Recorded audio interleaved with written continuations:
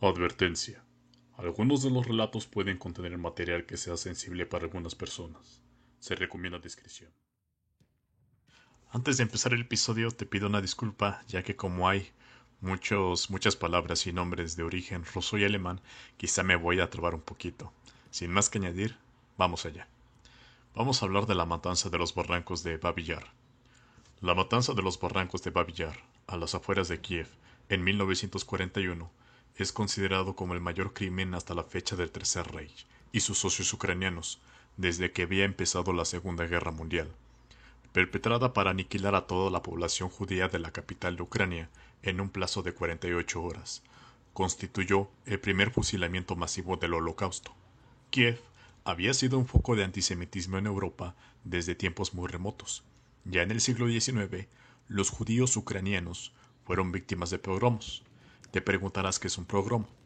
Un pogromo consiste en el linchamiento multitudinario, espontáneo o premeditado hacia un grupo particular, étnico, religioso u otro, acompañado de la destrucción o el expolio de sus bienes, como casas, tiendas, centros religiosos, etc.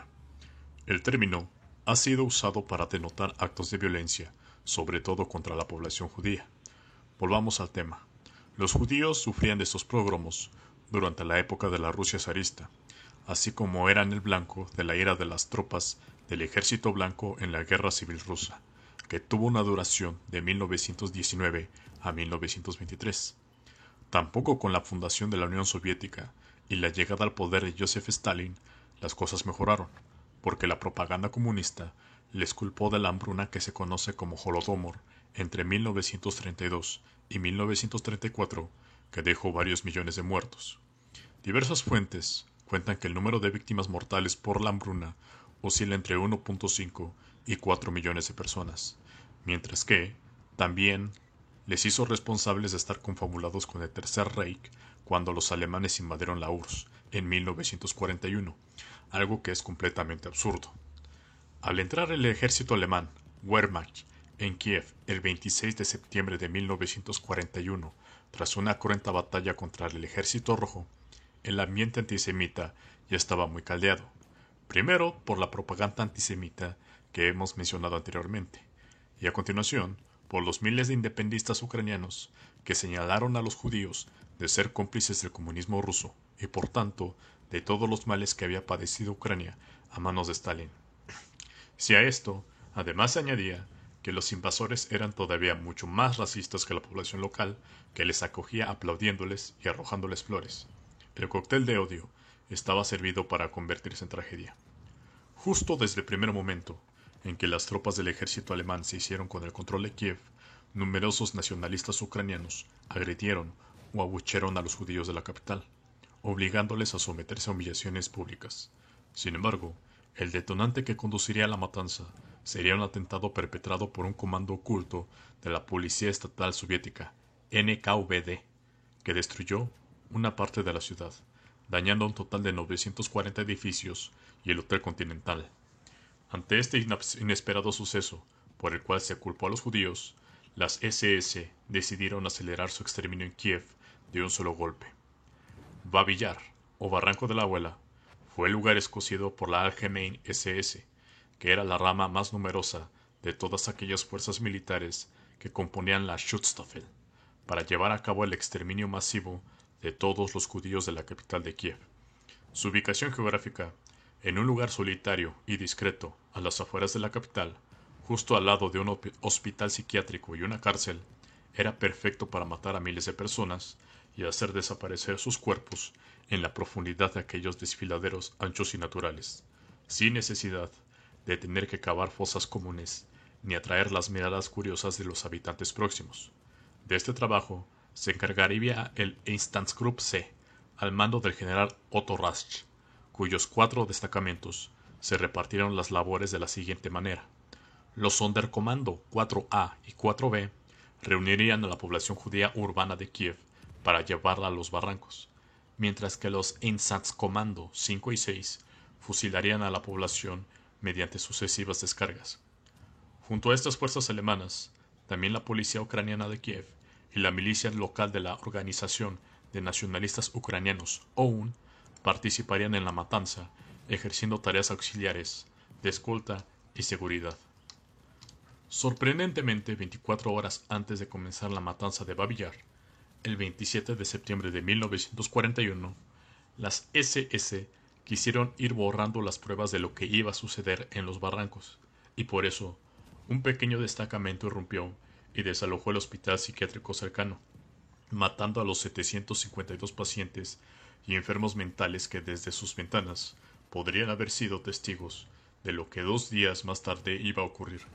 Mientras tanto, a la jornada siguiente, el 28 de septiembre, se anunció mediante una serie de carteles colgados por toda la ciudad de Kiev el siguiente mensaje: todos los judíos residentes en Kiev y sus alrededores deben presentarse mañana lunes a las 8 de la mañana en las esquinas de las calles Melinkovsky y Doktorov. Deben portar sus documentos, dinero, objetos de valor y también ropa de abrigo. Cualquier judío que no cumpla estas instrucciones y que sea encontrado en algún otro lugar será fusilado. Cualquier civil que entre en las propiedades evacuadas por los judíos y robe sus pertenencias será fusilado. A las 8 de la mañana del lunes 29 de septiembre de 1941, día de la festividad del Yom Kippur, miles de judíos se concentraron bien en la calle Malinkovsky o bien en la calle Tukhdorov del centro de Kiev, aunque muchos ya llevaban ahí desde varias horas antes con la intención de apartar sitio. La mayoría pensaban erróneamente que se trataba de una deportación hacia un gueto de otra ciudad. No obstante, tanto la policía ucraniana como milicianos independentistas armados les hicieron caminar por 2 avenidas hasta confluir a las afueras de la capital junto al cementerio municipal. Una vez ahí, los soldados alemanes del Einsatzgruppe C se hicieron responsables de los judíos, a los cuales ordenaron dejar sus maletas y equipajes junto a la verja del recinto, donde muchos se alarmaron al escuchar tiros de la ametralladora lejanos y comprobar cómo un avión de la Fuerza Aérea Alemana, la temible Luftwaffe, volaba en círculo sobre sus cabezas. Desgraciadamente, ya no había vuelta atrás, porque justo a la salida se instaló un puesto de control que impedía abandonar la zona a todo aquel que desease darse la vuelta. Fue entonces cuando se ordenó a los judíos formarse en grupos de 10, y a veces estos grupos estaban conformados por familias enteras, y marchar por un sendero custodiado cada cierto metro por auxiliares ucranianos equipados con garrotes, que los golpeaban si no iban deprisa. Así transcurría el trayecto durante 10 minutos. Primero, entre una arboleda reseca, y luego, sobre una llanura de hierbas altas, hasta que finalmente los reos llegaban al barranco para comprobar cuál iba a ser su terrible destino tras contemplar aquella ladera pedregosa y empinada de 30 metros de altura, cuyo fondo se encontraba atestado de cadáveres. Acto seguido, se obligaba a desnudarse a los 10 candidatos, quienes normalmente suplicaban o se abrazaban entre ellos para despedirse, antes de que los soldados alemanes disparasen una serie de descargas que hacían caer rodando sus cuerpos por el desfiladero hasta depositarse sin vida sobre el resto de los asesinados. Aproximadamente serían ejecutados un total de 33.771 judíos en la matanza de Babi Yar los días 29 y 30 de septiembre de 1941, habiendo únicamente 29 supervivientes, aunque durante las semanas siguientes la cifra de muertos ascendería a 50.000.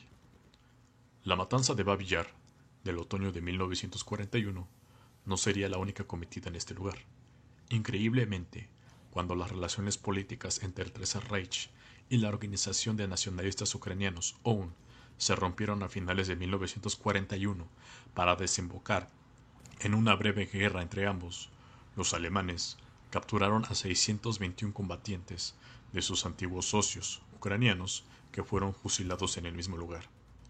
Este sin duda fue uno de los episodios más sorprendentes del Holocausto, al darse cuenta en la misma fosa común tanto las víctimas como sus propios verdugos. No obstante, este acontecimiento solo fue una excepción, porque de nuevo en 1942 los soldados alemanes y ucranianos acordaron firmar una paz y volver a normalizar su alianza, uniendo otra vez sus fuerzas para perseguir a otros colectivos. El barranco de Babillar se convirtió a principios de 1942 en una nueva fosa común, en donde alemanes y ucranianos fusilaron a miles de soldados rusos capturados del Ejército Rojo, a miembros de la raza gitana, a militantes del Partido Comunista Soviético PCUS y a 4 futbolistas del Dinamo de Kiev. Y te hago un paréntesis para hacer notar que estos futbolistas jugaron el evento en el que hoy se conoce como el Partido de la Muerte. También en otoño de 1943 se fusiló 85 de los 100 prisioneros del campo de trabajo de Sirets, quienes trabajaron en desenterrar los cuerpos con ganchos y los incineraron sobre capas de leña en grupos de 2000 para borrar las pruebas, de los cuales 15 pudieron fugarse para contar lo que había sucedido. Terminada la Segunda Guerra Mundial, en 1945, la Unión Soviética hizo todo lo posible por hacer desaparecer el recuerdo de la matanza de los barrancos de Babillar, en un intento por maximizar el sufrimiento de los rusos contra los alemanes y minimizar el de los judíos, llegando al extremo de arrestar a 27 ciudadanos hebreos en 1972 por difundir lo sucedido y forzar al exilio al artista Anatoly Kuznetsov, que, por escribir un poema, tuvo que buscar refugio en Gran Bretaña. Así pues, hasta 1976 no se erigió un monumento, aunque sea solo para conmemorar a los militares del Ejército Rojo o miembros del Partido Comunista fusilados en los barrancos, sin hacer mención alguna ni de los hebreos ni del resto de los asesinados. Posteriormente, todo cambiaría con la caída de la Unión Soviética en 1991, porque tras producirse la independencia de Ucrania, finalmente se recordó a las 100.000 víctimas de Babillar, independientemente de que fuesen de origen judío, ruso o ucraniano. Antes de finalizar este episodio, me gustaría compartirte el testimonio de una mujer llamada Raisa Dashkevich. Ella pudo sobrevivir a la horrible masacre y en ese entonces tendría una edad de alrededor de 25 o 30 años. El llanto inevitablemente llega a sus ojos cuando tiene que recordar ese fatídico suceso. Esto es lo que vivió.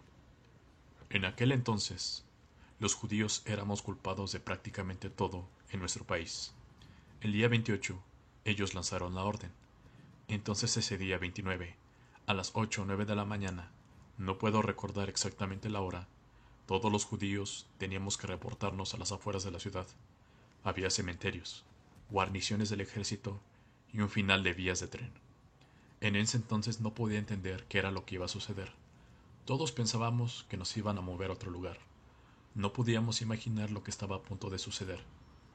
No imaginábamos de lo que algunas personas son capaces de hacer, que algunas personas son capaces de enterrar a otras personas aún con vida. Solo íbamos cargando con lo más valioso que teníamos, nuestros niños, documentos y la ropa que vestíamos. Eso era todo. Éramos un gran flujo de personas, como un río humano, pequeños arroyos de gente que formaban un gran río. Todos estábamos ahí, ya que nadie imaginaba qué era lo que estaba a punto de pasar. Cuando pasamos los cementerios y las vías del tren, vimos una especie de guardias policías. Pasamos estos guardias, los pasamos, y fue ahí cuando nos dimos cuenta de lo que estaba sucediendo.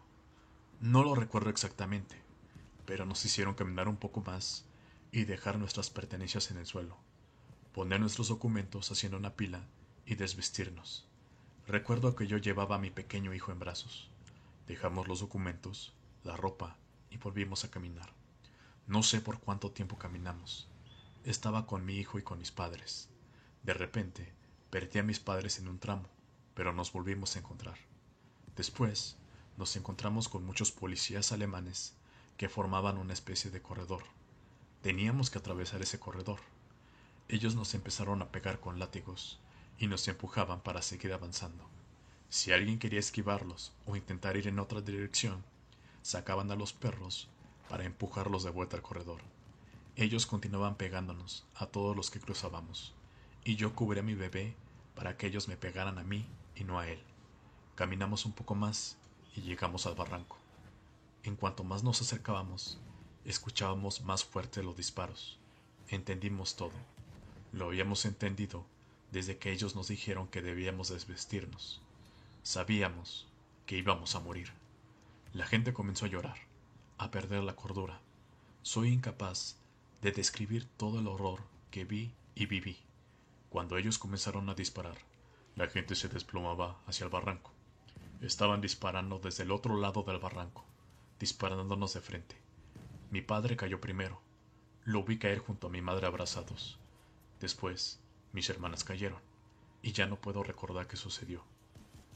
No puedo recordar, solo que desperté cuando la noche había caído. Hacía un frío congelador. El frío me despertó. Sentí que algo pesado estaba encima de mí. No me podía mover. Me di cuenta que muchos cuerpos estaban encima mío. Perdía el conocimiento y me despertaba de manera intermitente. Todavía tenía a mi bebé en mis brazos, pero ella estaba frío. Eventualmente descubrí que debido al peso de todos los cuerpos que nos agobiaban y nos tenían atrapados, a él se le hizo imposible respirar. A él no lo mató una bala. Desperté de nuevo en la noche y traté de salir, aunque estaba atrapada debajo de la montaña de cadáveres. Me arrastré. Las pendientes de esos barrancos son muy pronunciadas y fue muy difícil salir de ahí. No sé quién me ayudó. Quizá fue Dios. Eventualmente pude salir del barranco. Estaba semidesnuda, solo vistiendo mi ropa interior. ¿A dónde podría ir? Había granjas que no estaban muy lejos de los barrancos. Pude llegar a una casa. Crucé el patio, toqué la puerta y de nuevo perdí el conocimiento. Cuando desperté, estaba dentro de la casa y sentí que me estaban echando un poco de agua. Era una anciana. Ella me ayudó a recobrar el sentido y también me ayudó manteniéndome escondida en su sótano por 3 días. Mis recuerdos son el testimonio de una joven que fue baleada por los nazis el 29 de septiembre con su pequeño hijo y su familia, y que aún no entiende de dónde obtuvo la fuerza de voluntad para seguir sobreviviendo, y que aún no entiende por qué sigue viva después de salir de la tumba.